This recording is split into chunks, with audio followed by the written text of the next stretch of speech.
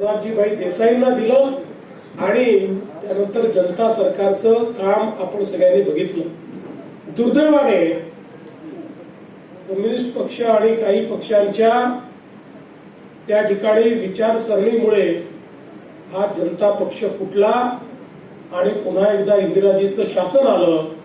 पण जनता पक्ष फुटल्यानंतर आपण आपल्या जुन्या स्वरूपामध्ये जनसंघाच्या स्वरूपामध्ये पुन्हा आपल्या पक्षाची स्थापना केली.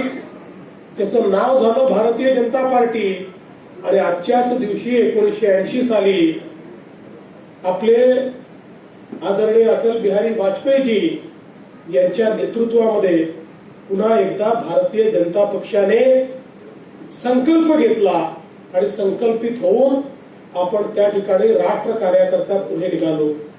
त्यामुळे या सगळ्या वाटचालीमध्ये आपण जर बघितलं तर ज्यांनी 1952 ला आपली स्थापना केली ते श्यामाप्रसाद मुखर्जी असतील, दीनदयालजी उपाध्याय असतील, अटल बिहारी वाजपेयीजी असतील किंवा रवाणेजी असतील, तिथपासनं तर मोदीजींपर्यंत हा सगळा कार्यकाळ एक मोठा कार्यकाळ आहे.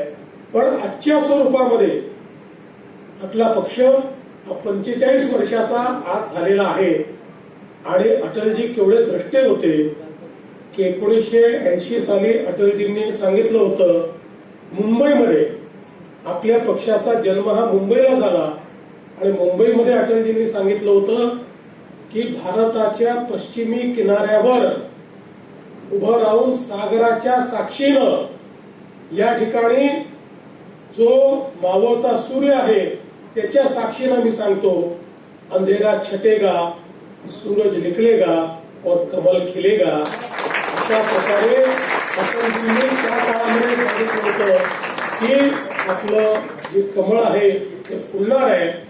आणि त्यानंतर सातत्याने मेहनत करून अटलजींच्या नेतृत्वात देशामध्ये पहिल्यांदा आपल्याला प्रधानमंत्री मिळाले. अटलजी